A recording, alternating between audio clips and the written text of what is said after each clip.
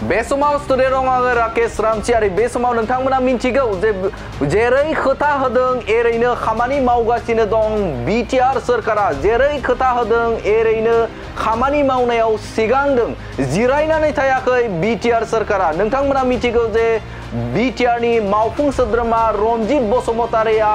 हानि जे फोरमान बिलाइ बे फोरमान बिलाइखौ बिथाङा बुंथिना होदों जे बे समाव गासै बिटिआर ओनसोलाव बा बिटिआर हालामनि रायजो राजाफोरनो बा हा गैजायै नखरफोरनो दासिमहालागै 2,20,000निबो गोजौआव हानि फोरमान बिलाइ गथायनाय खौरांखौ बिथाङा रोखायै बाथ्रा बुंनायखौ सिगांनि समाव नुनो मोन्दोंमोन। बेनि अनगायैबो हा हुनि जेंना 2,20,000 नखरनो जोङो हा हुनि जेंनाखौ फोजोबनो हाबाय 2,20,000 15 बोसोराव हाग्रामा बिथाङा मात्र 17 बोसोराव मात्र 15,000 नखरनोल' हानि जेंनाखौ सुफुंनो हादोंमोन। बिथाङा बुंथिदोंमोन जे बे समाव गासै बिटिआर ओनसोलनि रायजो राजाफोरनो बा रायजो राजाफोरनि थागिबि रायजो राजाफोरनो 2,20,000निबो सायाव हानि फोरमान बिलाइ गथायनाय जाबाय आरो बेबायदिनो बिथांमोना आरोबाव हानि फोरमान बिलाइ बे फोरमान बिलाइ होनायनि फारसे आवगायदों थामहिनबा बे समाव नुनो मोनदों जे दारागाव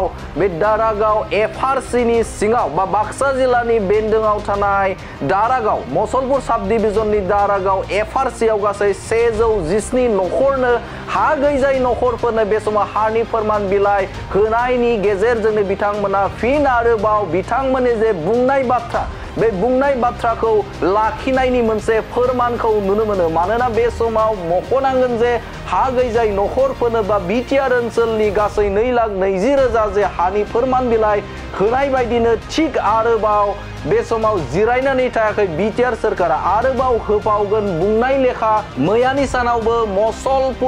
मसलपुर साब डिभिजननि सिङाव थानाय दारागाव एफआरसियाव गासै 117 हा गैजायै नखरफोरनो हा होदों बिटिआर सोरखारा।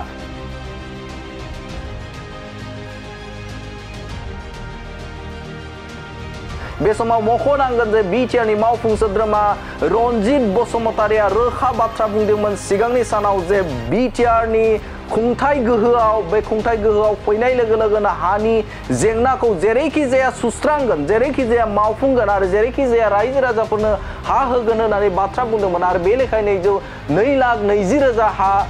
बे समाव होफुंनो हाबाय। बे समाव बिथाङा मख'दोंमोन जे थांनाय सानाव बिटिसिनि खुंथाय गोहोआव थानाय बिपिएफ सोरखारा 15,000ल' हा होदोंमोन होननानै बाथ्रा बुंदों 17 बोसोराव 15,000ल' हानि पाट्टाखौ होनो हादोंमोन आरो बिटिआरनि खुंगिरि प्रमद बर'नि जे गोख्रों नोजोरजों आरो बिटिआरनि मावफुं सोद्रोमा रनजित बसुमतारिनि गोख्रों नोजोर होनायजों 2,20,000निबो गोजौआव हानि फोरमान बिलाइ गथायबाय आरो बे समाव बिथां रनजित बसुमतारिया बुंथिदोंमोन जे बे समाव बिपिएफ आरो इउपिपिएलनि फारागथिखौ बिथाङा फोरमायथिदोंमन जे बिपिएफ सोरखारा थांनायाव 15,000ल' हा होनो हादोंमोन नाथाय 4 बोसोर जा आबुं जायैयावनो बे समाव बिटिआर खुंथाय सोरखारा बे समाव 2,20,000 हा मोनबाय होननानै बाथ्रा बुंथिदोंमोन बिथां बिटिआरनि मावफुं सोद्रोमा रनजित बसुमतारिया आरो थिग बेबायदिनो बिथांमोना खोथा होनाय बायदि आरोबाव हानि फोरमान बिलाइ होनायखौ नुनो मोनदों। बाक्सा जिल्लानि बेन्दोङाव थानाय मसलपुर साब डिभिजननि गासै 117 नखरनो हानि फोरमान बिलाइ होनायानो मोनसे फोरमानखौ बुंनो हागोन आरो बे समाव रायजो राजाफोरा बे हा फोरमान बिलाइखौ होनायखौ लानानै जोबोदनो गोजोननाय नुदों आरो बिथांमोननि जे मोखां थामहिनबा बिथांमोननि महर मुस्रिखौ नायोब्ला नुनो मोनो जे मिनिनाय थामहिनबा खुसिनि बानाखौ नुनो मोनदों। थारैनो बे समाव मख'नांगोन जे बिटिआर खुंथाय गोहोआव थानाय प्रमद बर'नि सोरखारा हा हुनि बेलायाव गोबां खामानि मावनायखौ नुबाय थादों। दिनै जों बेयाव मोनब्रै एफआरसिनि आफादनि जोयै जोङो 117 जन परियाल नखरनो जों दिनै हानि सार्टिफिकेट बिलाइ रानना होनो हाबाय। दा बेयाव जोंहा मोनब्रै एफआरसि जेरै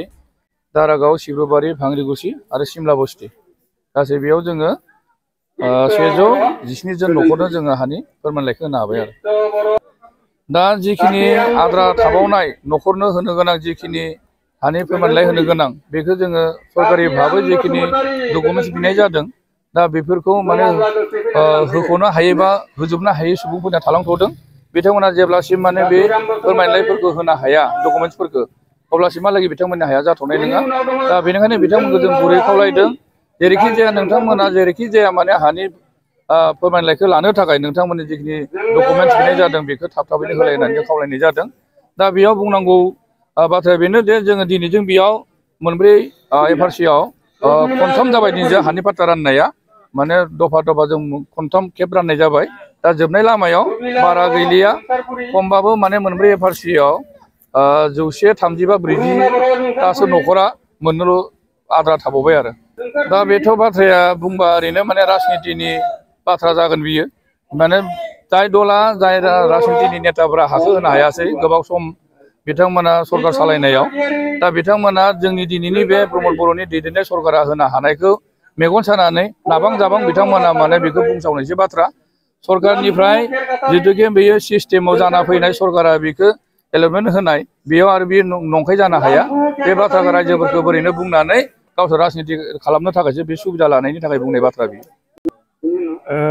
गिबियावनो बड'लेण्ड बुब्लिनि नायगिरि बिथांमोननिसिम आं गोसो गोरबोनिफ्राय गाहाम हामलायनायखौ जासियो आङो साबायखर जासिगोन जोंनि बिटिआर सरकारनि मानगिरि चिफ प्रमद बर' बिथांखौ आरो जोंनि लेन्ड रेभिनिउ डिपार्टमेन्टनि मानगिरि डिएम रनजित बसुमतारी बिथांखौ जोंखौ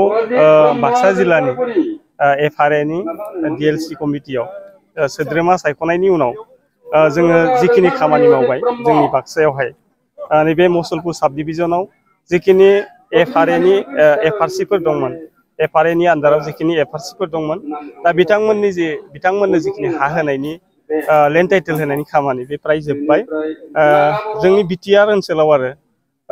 गासै जिल्लायावनो बे प्रक्रिया जागासिनो दङ आरो जोबोद माने स्पिड आप जादों दा नोंथांमोना बयबो नुदों दिनैहाय 4 बोसोर जायाखै सरकारा बे समावहाय बे समावनो आरो 2,20,000निबो बांसिन हा गैजायै सुबुंफोरनो हानि पाट्टा होनाय बेखौ गोबां ससियेल मिडियायावबो बयबो नुदों आरो बयबो बाख्नायदोंबो जोंनि नैबे बाक्सायावबो आरो नैबे मुसलपुर साब डिभिजननि सिङाव एफआरएनि आन्दाराव आरो जोङो जिखिनि होनो हाबाय आङो बे हाबाफारियाव दिनै फैनो मोननानै जोबोद गोजोननाय मोनदों आङो गासै रायजो राजा बिथांमोनखौ खावलायगोन जाय बिथांमोना एफआरएनि आन्दाराव फरेस्ट डिलार एक्टनि आन्दाराव आरो जाय बिथांमोना जाय रायजोफोरा जाय न'खरा दिनैहाय हानि फोरमानलाइ मोनदों आं बिथांमोन बयखौबो खावलायगोन जे जाहाथे बयबो आरो नोंथांमोननि खस्थ' खालामनाय नोंथांमोननि जि सिमांमोन हानि जि पाट्टा मोनगोन मोना गोबां माने मानसिफोरा आरो न'खरफोरा सानोमोन दुखु मोननाय नङा नामा बेबायदि आरो मानोना बे ओनसोलाव गोबां बोसोरनि सिगांनिफ्रायनो बे न'खरफोरा रायजो जानानै दङ गामि माने दानानै दङ अब्लाबो बिथांमोननि जि सिमां हा मोननांगौनि जि सिमां बे मोगथां महर मोनाखैमोन नाथाय दिनैहाय मोगथां महर मोनबाय आरो नैबे समाव आरो गोबाङा गोबां बाथ्रा बुंगोन जे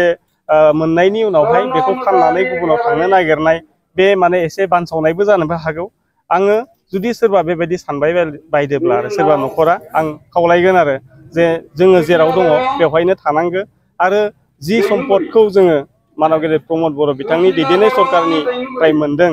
जे उपहारखौ बे उपहारखौ लानानै जोङो गोजोन मोनसे संसार दानानै गुन गोनां मोनसे समाज दानानै जों बे ओनसोलावनो थानांगो बेखौ आं बयखौबो खावलायगोन आरो